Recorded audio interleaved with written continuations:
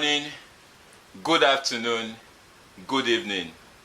Wherever you are in the world, this is Mr. Roy, and I'm going to be your science teacher for today.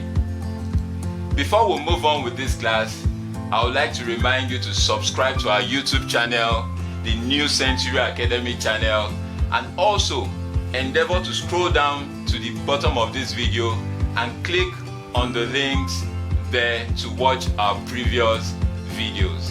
This is a continuation of a series we've started already that we call the electricity series. We've done part 1, part 2, and this is going to be the part 3. Endeavor to scroll down again, click on the part 1, click on the part 2 before you come to watch this video. Don't forget to click on the bell icon so that you get notifications as we unveil our new video. Now, straight to business. Today we'll be talking about a very interesting topic, and it will be circuits. We'll be talking about so many things about circuits, but we're going to start with 5 things. 1. Circuits and types of circuits. 2. The components of circuits. 3. The symbols of the components. 4. The source of voltage. And lastly, the source of current. Are you ready for this class? I bet you are.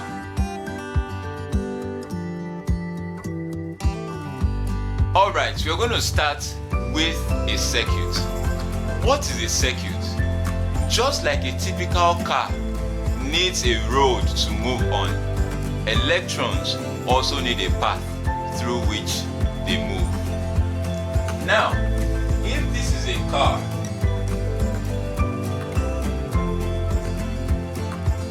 a typical car needs a road to move on. Electrons also need a path through which they move, and that path is what you call a circuit. So what is a circuit? A circuit is the path through which electrons move. It is a path through which electrons move.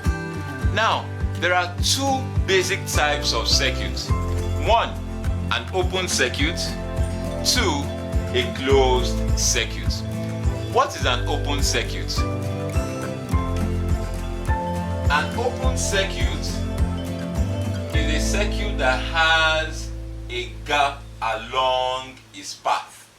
So if this is a circuit, this gap that you have here is what makes this circuit an open circuit.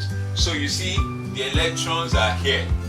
They try to move through this circuit, but because there is a gap in the circuit, they will not be able to move. So an open circuit is a circuit that has a gap along its path.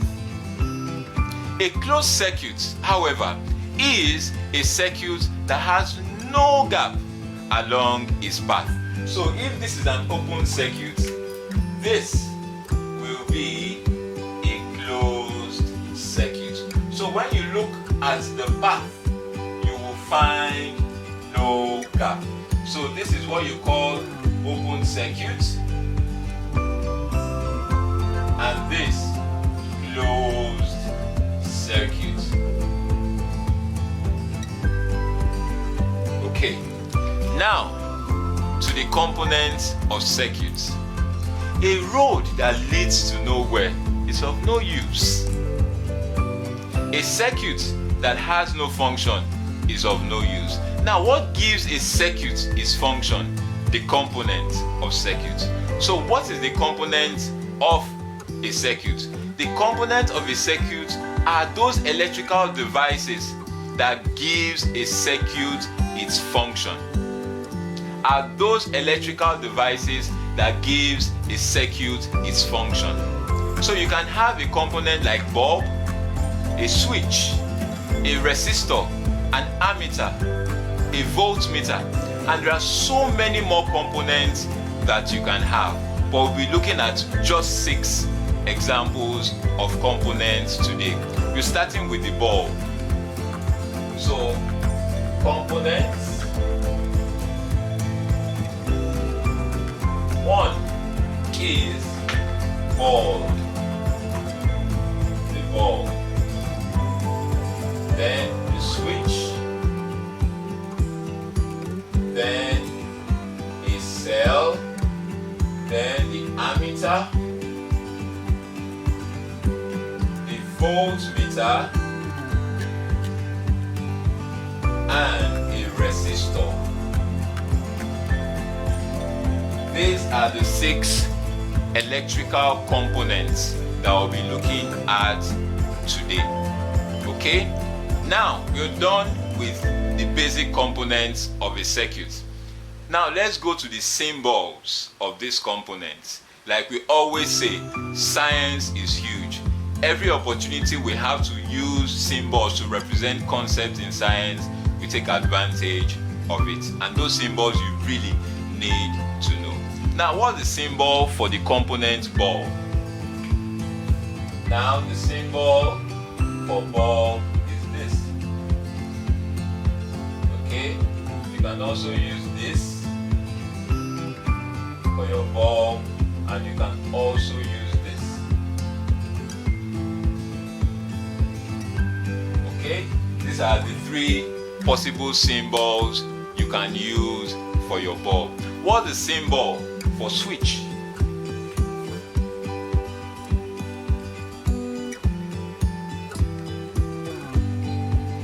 This is the symbol for switch.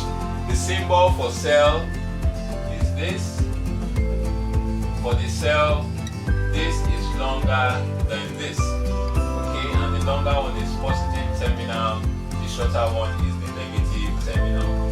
For an ammeter, it's just a circle and a capital A inside. For a voltmeter, a circle, capital V inside. And for a resistor, it's just like a rectangle with the conductor by its side. So these are the symbols of these 6 electrical components we'll be looking at today. It's very important you know the symbols, because when we begin to do circuit diagrams, no one will be writing cells in words and bulbs in words. We will be using symbols. So take your time, understand how to do the symbols yourself. Now, you're done with symbols of components. Now to the source of voltage. What is the source of voltage? Let's assume I want carbohydrates in my system. What do? Do I go to the market looking for carbohydrate to buy? No. I get a food that has carbohydrates in it. For example, rice. Rice is a source of carbohydrates. Just like rice being a source of carbohydrates, what is the source of voltage? So if I need a force to push and pull electrons in my circuit, what component do I need to put in that circuit? It is a cell. Alright? Now, a cell is the source of voltage. A cell is the source of voltage. Now to the source of current. What is the source of current? Let me show you.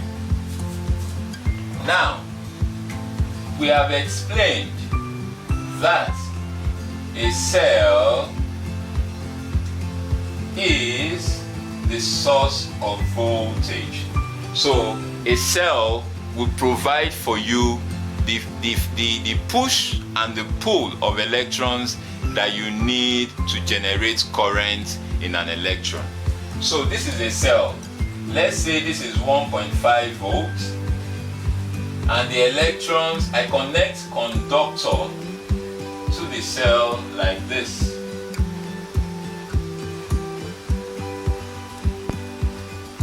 This side of the cell is positive, while this side is negative. Alright? So this side will repel or push your electrons. The electrons are already in the conductor. Remember, a conductor has somewhat free electrons in it. So the electrons are already in the conductors, negatively charged, and you need voltage to push them and pull them. So the electrons move all the way. Because of the push of the voltage of the battery, the electrons will move all the way, and the battery is also pulling them back into itself. So at the end of the day, the battery provides the voltage, the push and the pull that the electrons need to keep moving in a circuit. And when electrons move, remember, that is current. So the source of current is the combination of voltage and electrons. Once voltage is available, electrons are available, then voltage pushes electrons and they give you current. So what's the source of current? The combination of voltage and the availability of electrons. Okay? So that is the source of current. But before we move on, there is a very important idea about current that I need to let you know, and that is conventional current. Let me show you what I'm talking about. Now, Mr. Roy have rightly explained that the cell is positively charged on this side and is negatively charged on this side. Because electrons are negatively charged, the negative part of the battery will repel or push the electrons all the way, and the positive part of the battery will pull the electrons back to it, and the process continues and you generate your current. But there's what you call conventional current. Conventional current moves in this direction, and this is a source of worry and confusion to so many students. If it is true that currents are negatively charged, so they should come out in this direction. So current should be in this direction. But how come, Mr. Roy, when we check some of our textbooks, we see current in this direction? This current that I'm using red marker to highlight is what you call conventional current.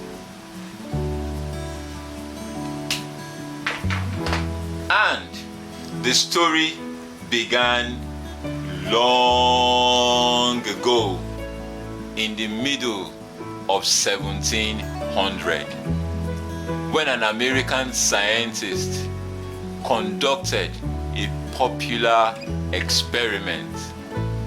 He concluded that electricity must be due to the movement of positive charges.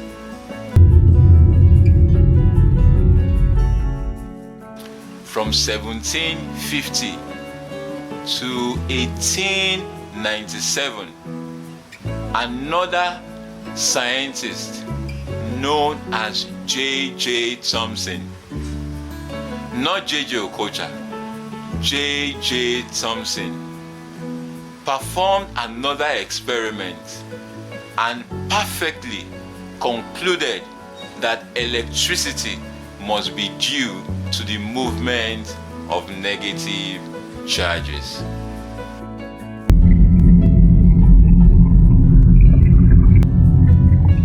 Does that mean Benjamin Franklin's experiment was wrong? I wouldn't say it was wrong, because there are certain phenomena around us today that you can still use his theory to explain. For example, electricity in fluids, electricity in liquid, electricity in gases. You can still use his theory to explain them. But when you talk about conductors, which are the major things we see with electricity, his theory is totally incorrect. So you would say Benjamin Franklin's theory is correct in some areas but incorrect in others. So it is actually an inconsistent theory. But cut the guy some slack. He did his work way back in the middle of 1700s. Okay? Now, another thing you must note about Benjamin Franklin's experiment is that his experiment is quantitatively correct. What does that mean? Now, whether you see electricity as being caused by positive or negative charges. If this is your ammeter here, remember the symbol of ammeter. If this is your ammeter here, what do you use ammeter to do? Of course, you know that already. You use it to measure current. Now, according to Benjamin Franklin, this is positively charged, this is negatively charged. According to Benjamin Franklin, currents will move in this direction since they are due to positive charges. But according to J.J. Thomson, whose theory is the correct and consistent theory, current should move in this direction. So this current in this direction, we call it conventional current. Conventional current. Now, whether you see current in the conventional direction or you see current in the correct direction, your ammeter will still read the same thing. Let's assume this battery gives a current of 5 amperes. Whether you see it in a conventional way or in the correct and consistent way, it will still give you 5 amperes. So, Benjamin Franklin's experiment and theory is quantitatively correct. Now, Mr. Roy, you've said something very clearly now. Benjamin Franklin's theory is inconsistent, while J.J. Thomson's theory is consistent. But why do we still have the Benjamin Franklin's theory in our books? Because there are certain circuit diagrams in some science textbooks that will still show you the direction of current like this. That will show you conventional direction. Now, the reason is this. Benjamin Franklin's experiment was performed in the middle of the 1700s. That's around 1750. J.J. Thomson's experiment was performed exactly in 1897. From the time Benjamin Franklin performed his experiment to the time J.J. Thomson performed his experiment is exactly 147 years. And from the time J.J. Thomson performed his experiment to our present day in 2020 is 133 years. You see, the Benjamin Franklin's idea and theory has spent more time with the scientific world than the J.J. Thomson's theory, correct theory. What that means is this. Based on the Benjamin Franklin's theory, which is inconsistent but quantitatively correct. Quantitatively correct means that all the experiment that has been based on that theory will still be correct. And remember, it has stayed with the scientific world for 147 years. More than the time the J.J. Thomson's correct theory has stayed with us. That means books must have been written based on the Benjamin Franklin's theory. Seminars would have been held. Lectures would have been given. More experiments, thousands of experiments, tens of thousands, if not hundreds of thousands, must have been performed based on the Benjamin Franklin's experiment. But now that in 1897, the world now know that J.J. Thomson's theory is right, should we just switch overnight from Benjamin Franklin's idea to J.J. Thomson's idea? that would be very, very costly, because that will render all the literature, all the lectures, all the experiment that has been built on Benjamin Franklin's theory, which is quantitatively correct, a waste. So all those literatures and books would have gone to waste. So what the scientific world decided to do was to gradually move from the Benjamin Franklin's theory to the J.J. Thomson's theory. Okay? So instead of just moving abruptly, it was agreed upon that it should be done gradually. And so today, while when you read books that are authored by conservative scientists, you will still be seeing conventional currents, but the progressive scientists of today just stick to the correct direction of current. I've heard so many complaints from students wondering why they see different direction to current in their circuits, and I hope I have been able to explain that. But one thing you must not forget as well, whether the direction is towards this side conventionally or towards the J.J. Thomson side, which is the correct side, the value will still be the same. Your answer will still be the same. So it's nothing to worry about. Just know that we still refer to the conventional current out of respect to the hard work of Benjamin Franklin and regard to all the works that have been done based on that theory. I'm sure you've listened to a lot and you've learned a lot as well. Let's quickly go for a short break and I will be right back.